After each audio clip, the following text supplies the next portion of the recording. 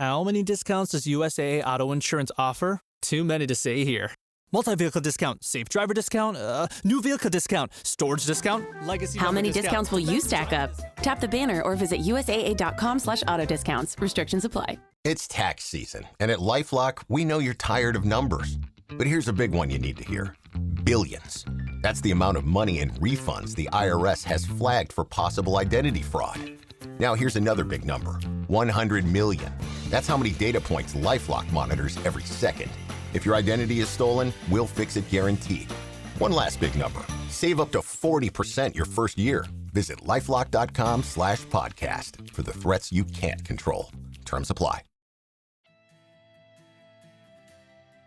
Welcome to the Sportsman's Voice podcast, your inside connection to the outdoor legislation. From the Beltway to policy happening your way, we're covering it all. I'm your host, Fred Bird. Join us as we explore public land access, wildlife and fisheries management, Second Amendment rights, the triumphs that shape our nation, the sports we all love, and the stories that fuel our passion for the great outdoors. This is the Sportsman's Voice podcast.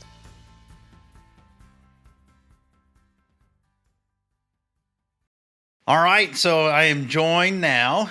This is an all CSF SPT session. Pretty cool. Assistant manager in the Midwest, Bob Matthews, and senior manager in the West, Kent Keene, join me now. Gentlemen. Fred, good to see you. Good to be here. Yeah. We are discussing for this session the future of sporting, heritage, and activities. Both of you in your regions and the capitals that you serve have proactive legislation looking forward to the future of our heritage, and wanted to get your thoughts and specifically what's the legislation and working with your caucuses. And I guess we'll start with Bob. Sure. Few different things. I mean, we've got a policy priority set list with CSF that I'm sure we've talked about quite a bit on this podcast throughout the NASC Summit. One of those being hunter education in schools. We had a session in the plenary of this summit where we had a bunch of legislators from different regions throughout the country come up and just talk about the hunter ed in schools language that their caucus has been working on over recent years. In Michigan, my home state, the way that legislation works, because it's all of it is political. You gotta have certain clauses in, certain clauses out. But basically, you're going to take the classroom portion of hunter education, and that's going to count towards credit for graduation. So the idea there is that, you know, if there's fewer people who are participating in hunting and fishing, then there's fewer people to pass hunting and fishing on to new generations. And the point that I like to make when I'm talking to members of the caucus in Michigan and members who aren't part of the caucus is that school is exactly where you are meant to learn about and be exposed to the things that you can't learn at home. So hunter education is one of those things that the way that the language is written, it requires the Michigan Department of Natural Resources to collaborate with the Department of Education and create this course. It includes firearm safety, but it can also include things like conservation funding and the importance of hunters on the landscape. And then it's not just people, hey, some people like to hunt. It's no, if it weren't for these people who do like to hunt, who do like to fish, to trap, to get out and shoot, and get out into gun ranges, if it weren't for those people, we wouldn't have an outdoors to enjoy, right? Because the money that comes for the State Fish and Wildlife Agency's management, it's not just for those species, it's for the habitat. So there's game species in that habitat, and there's non-game species in that habitat. And whether you enjoy hunting or don't enjoy hunting, it's not for hunters. If it weren't for hunters, then you wouldn't be able to enjoy that. So that's been a big push for us in Michigan. We also got it introduced in Illinois, and I know that there's been other states, and Kent, I'll kick that over to you because it's been done in your region as well. Yeah, every one of my states offers it as an opportunity. You know, the curriculum's there as provided by the State Fish and Wildlife Agency now, and each of the states has the opportunity to take that curriculum and adopt it and put it in their school districts. And it's an option. What we saw this year in Arkansas, a caucus member ran a bill there that actually required it, which was an interesting perspective. Now, they did that as a firearm safety bill, which again at CSF, everything we do is bipartisan, right? And we're very proud of that. But when we start the firearm conversation, things can get partisan in a hurry. But what we're actually seeing is when we start to talk hunter ed and the firearm safety components of hunter ed, that brings the firearm discussion back to a bipartisan location, because that is a very safe and controlled opportunity to introduce our youth to guns and gun safety. And so that's what this legislator did in Arkansas, and it actually passed. It was as he put it, a no-brainer for members of the Arkansas legislature. And so now the Department of Ed is working with the Arkansas Game and Fish Commission to develop and institute across the state that curriculum. You know, they were one of the last to allow it. I think that was 2021 when they passed that first bill that allowed states the option to teach hunter ed. Since then, several rural school districts had incorporated it officially, but it wasn't universal. The last information I heard is that they expect to reach 34,000 students a year with this curriculum. And so that's huge. Yeah. That's absolutely huge. We've got other states looking at doing something similar. What I would say, start with the option.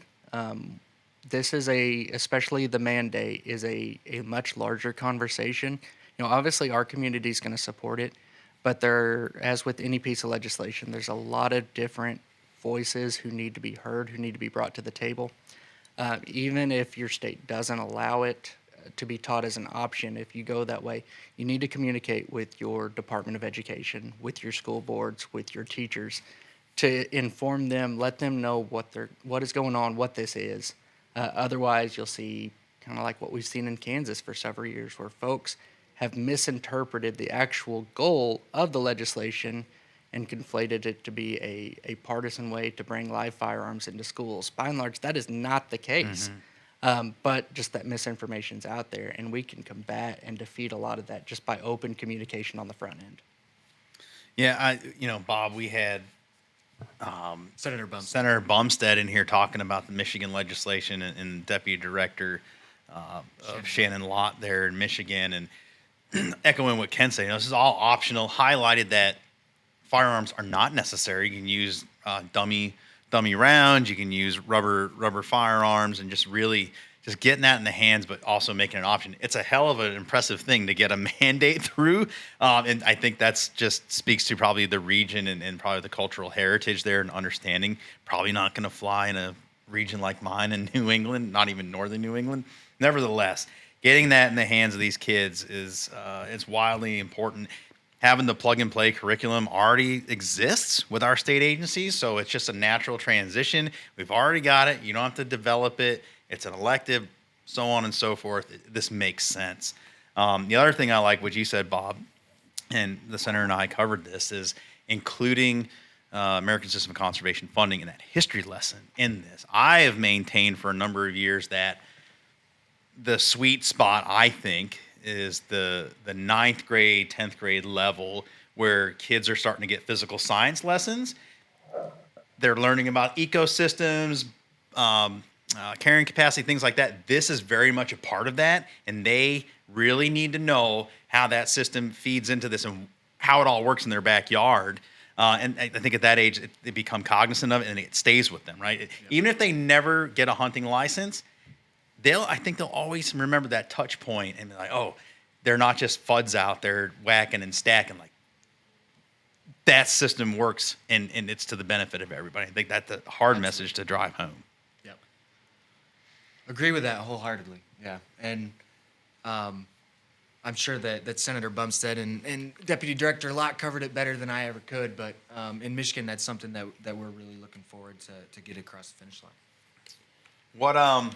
What else are we looking at as far as conversations, heritage policy, anything that's forward facing?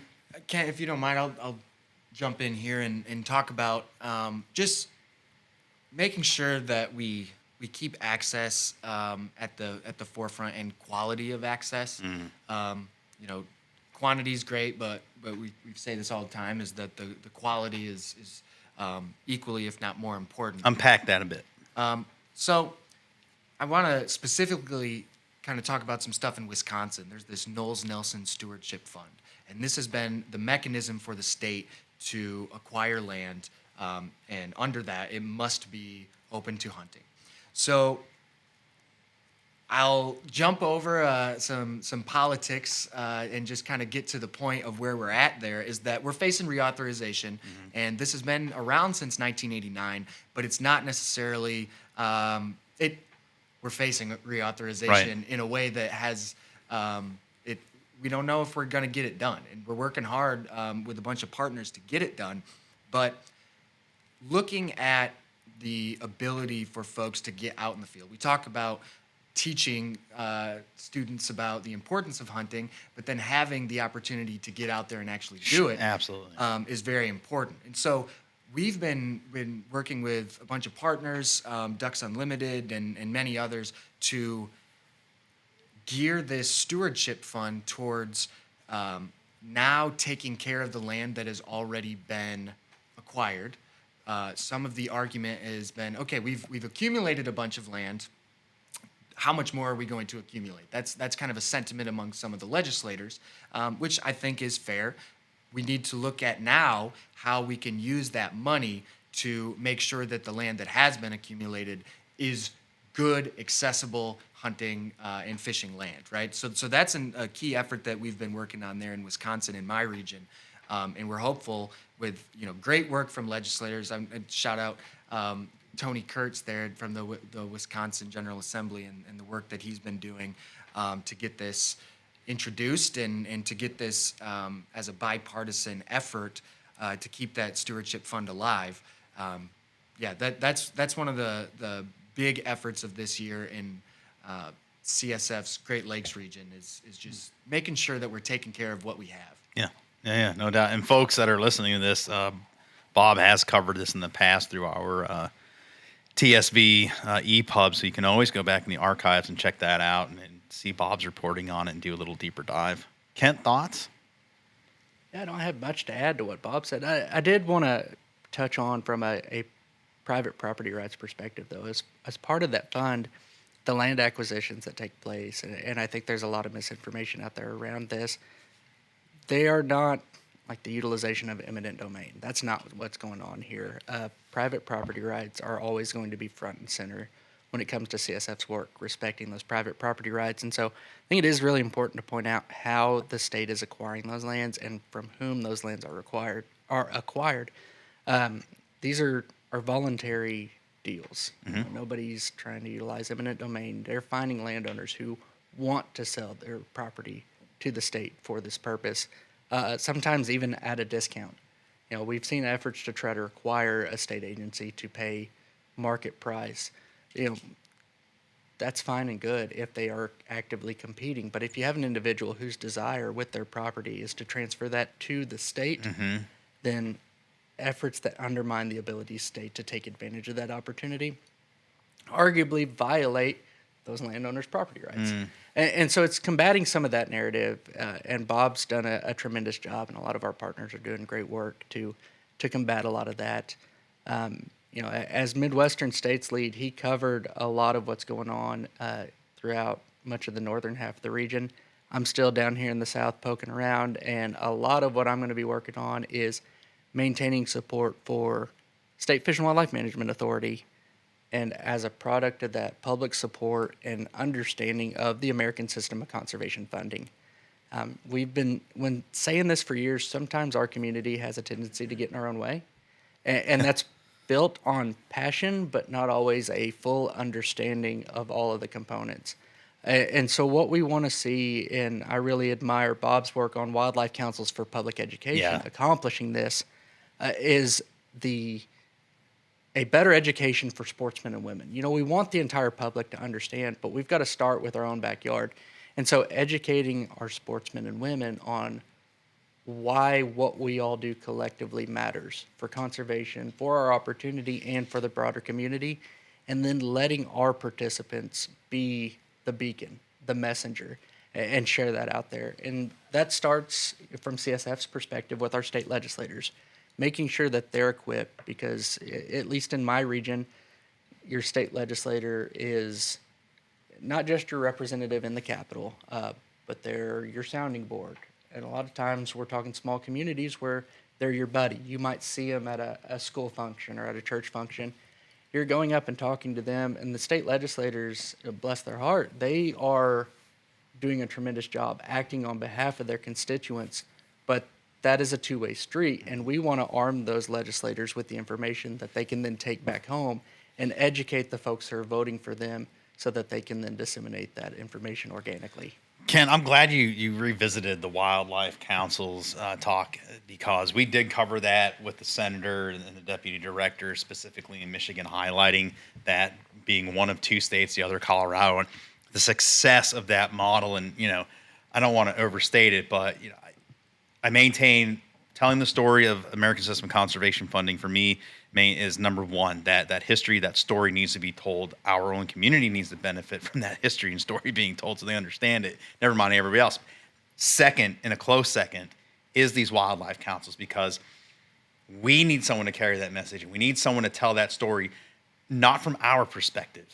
Someone that understands how to talk, how to market to 80% of the people in this country that are either indifferent or have no starting point with our community and how this whole thing works for their benefit, whether they know it or not.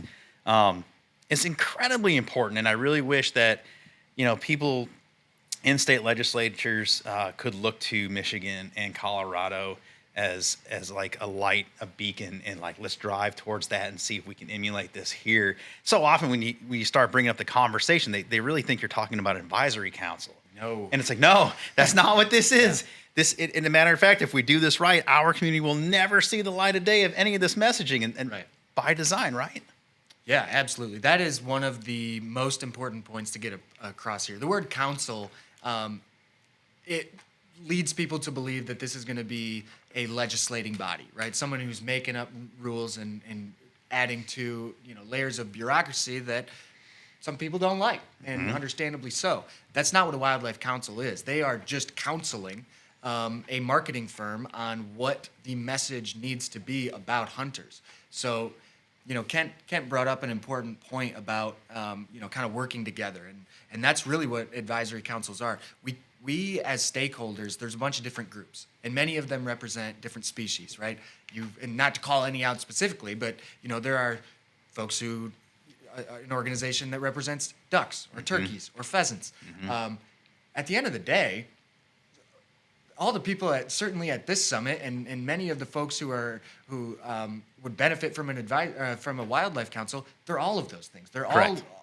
they hunt all those species. They're always targeting different species or trying to get out and get a new experience. And wildlife councils are that collective voice where this group is doing this work, this group is doing that work, but together, supporting the passage of wildlife councils, you're able to have a body that can work with a extremely well-funded marketing campaign in Michigan, it's $1.6 million a year. That is just driving around. There's buses with an elk on it that say, hunters generate $100 million for conservation.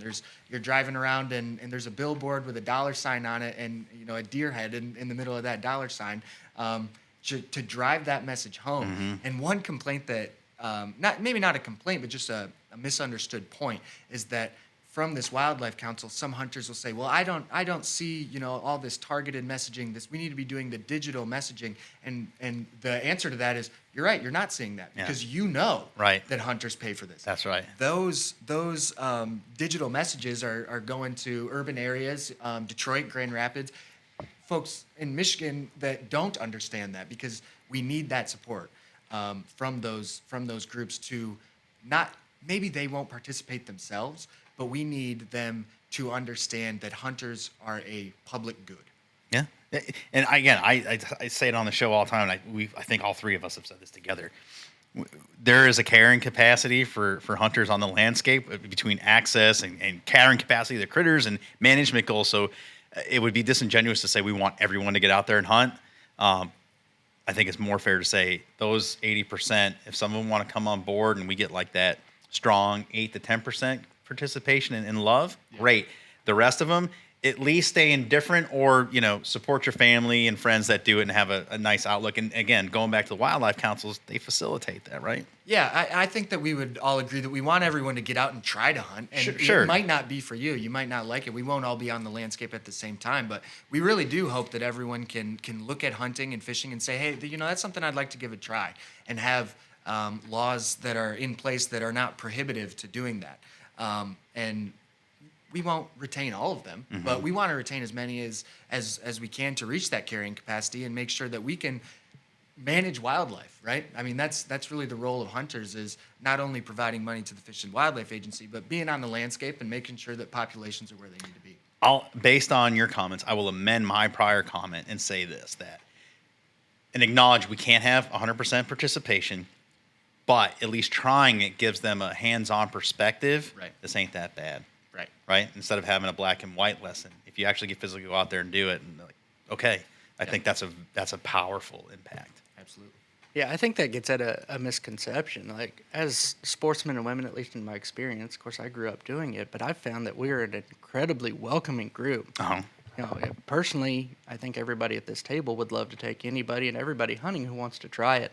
Again, it's not going to be for everybody, and there's, at least not right now in today's day and age, necessarily quality space for everybody to go do it. But, if we could get the public on board and get participation rates up that high, think about the conservation funding coming in, that would give us a lot of money to improve and increase both the quality and quantity of publicly available space, or privately available space through programs like VPA HIP and the Farm Bill, Arkansas's W. Rice, Missouri's Recreational Access Program, MRAP.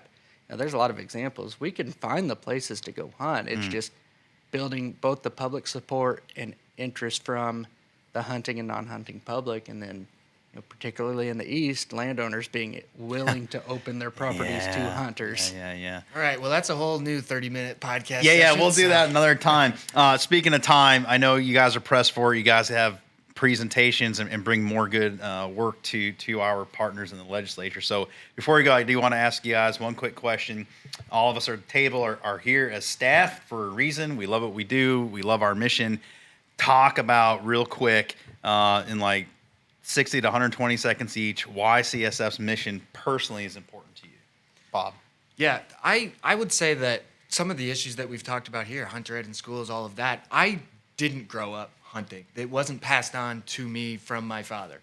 I watched my friends who were getting November 15th off of school, and I said, what the heck are they doing? Yeah. And I was interested, and I said, hey, I want to give that a try, right?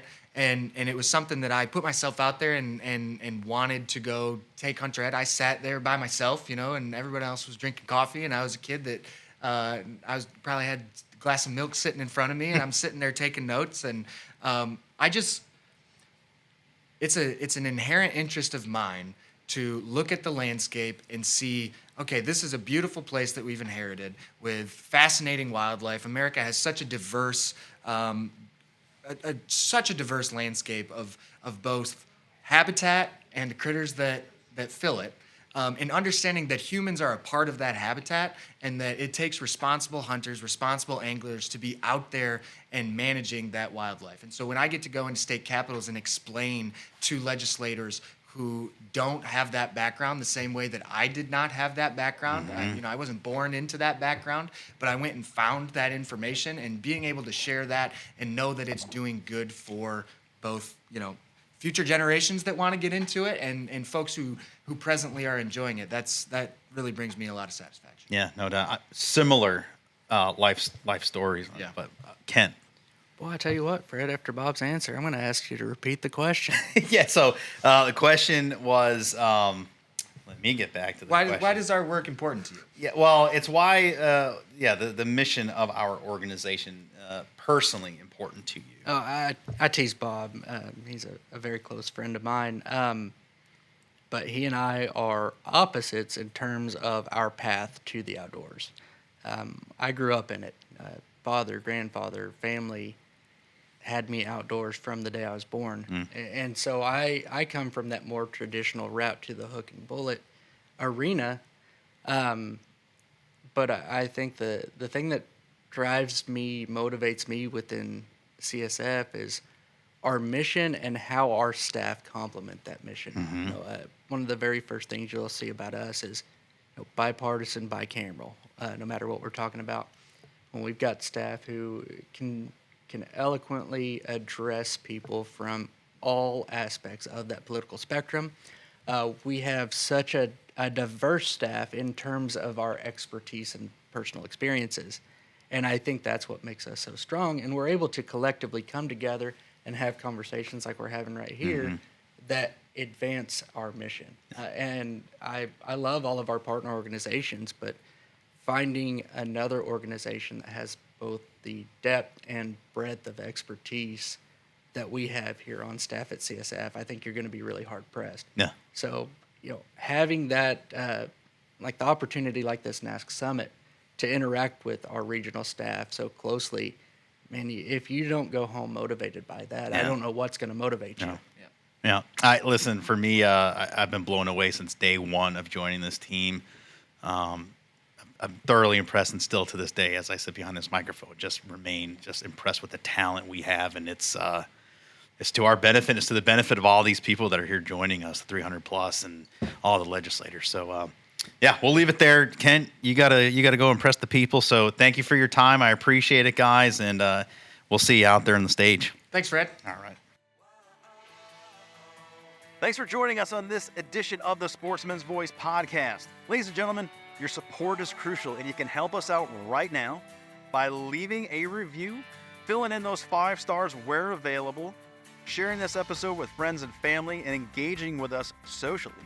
CSF can be found on Facebook, Instagram, and X, formerly known as Twitter. Together, we can protect the outdoor sports we love and continue to keep you informed wherever you are. That's it for this week. Until next time, we'll see you later.